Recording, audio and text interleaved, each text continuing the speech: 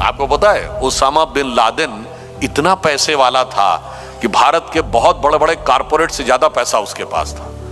तो पैसा आकर भी व्यक्ति आतंकवादी बन सकता है। हमारे यहां ब्रह्मचर्य, गृहस्थ, वानप्रस्थ और सन्यास का प्रावधान था और स्वेच्छा से अपना राज त्याग कर और फिर धर्म के क्षेत्र में प्रवृत्त हो जाया करता था। कविवर जयशंकर प्रसाद जी ने अपनी एक पंक्ति में लिखा है कि विजय केवल लोहे की नहीं, धर्म की रही धरा पर धूम, भिक्षु होकर रहते सम्राट, दया दिखलाते घर घर घूम।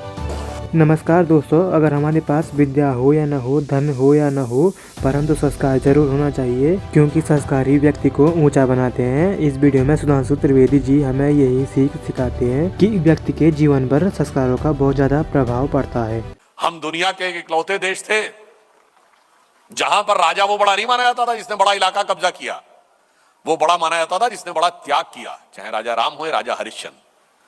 हमारे यहाँ वो राजा बड़ा नहीं जिसने बड़ा बड़ा इलाका जीता, हजारों लोगों को मार दिया, अलेक्जेंडर हो या चंगेज खान, हमारे यहाँ उसके नाम का एक ग्रेड नहीं लगाया जाता था।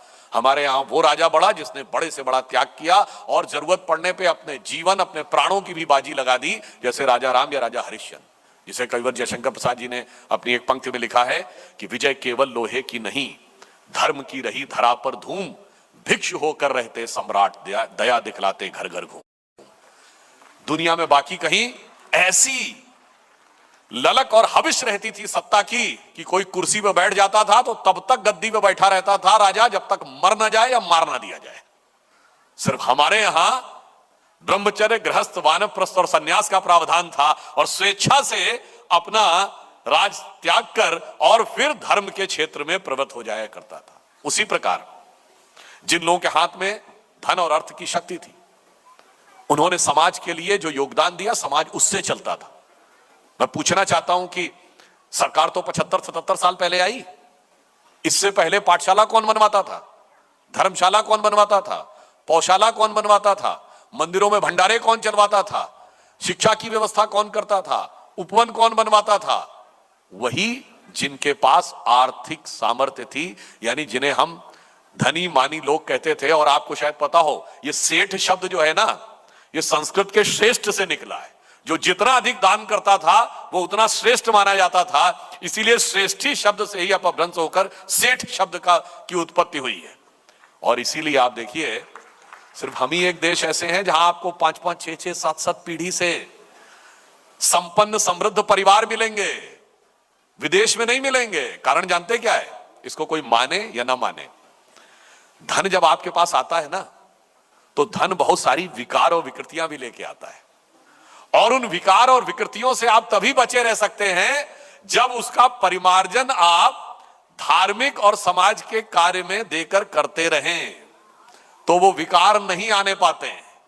क्यों? हमारे धर्मशास्त्रों में कहा गया है, विद्या ददाति विनयम, विनयम ददाति पात्रताम, पात्रताम धनम प्राप्नोति, और धनात धर्मः तथा सुखम। धन जो धर्म के मार्ग से व्यय होता है वो सुख का कारण बनता है। और अगर धन का मार्ग नहीं है, जैसे विदेश में क्या होता है, जो भी माधवेन जी कह रहे थे, पैसा आ गया क्या करेंगे? खाएंगे, पिएंगे, मौज करेंगे। और क्या? जब मौज करेंगे तो एक कहावत होती थी हम लोग यहां कि एक पुश्त कमाती है, दूसरी बढ़ाती है और तीसरी उड़ाती है। तो एक कहावत होती थी, बाप कमाए चाहे दादे, और आगे आप समझ सकते हैं कहा जाता था तीसरी पुश्त क्या हो जाती है। तो वहां पर इसलिए चूंकि संस्कार नहीं होता है, धन को सही दिशा में प्रयोग करने का उद्देश्य नहीं होता है, इस कारण से यह समस्या आती थी। और बहुत अच्छी बात यह है कि श्री हरि फाउंडेशन ने बच्चों को ट्राइबल क्षेत्र में संस्कार देने का बीड़ा उठाया है। और संस्कार में जो धन प्रयोग हो रहा है, वो संस्कारित भाव से दानदाताओं के द्वारा दिया गया धन प्रयोग हो रहा है, तो निश्चित रूप से वो एक सकारात्मक चीज करेगा। अगर संस्कारों की कमी हो जाए तो धन आकर भी क्या होता है?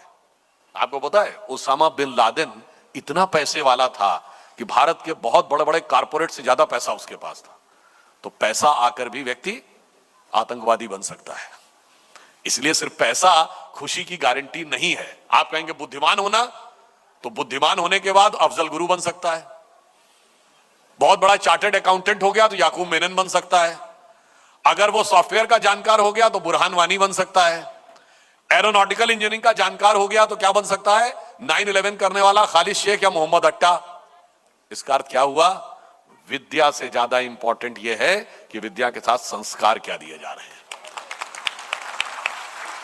और संस्कारों में कमी आ जाए तो उसका परिणाम क्या होता है यह आप देख सकते हैं।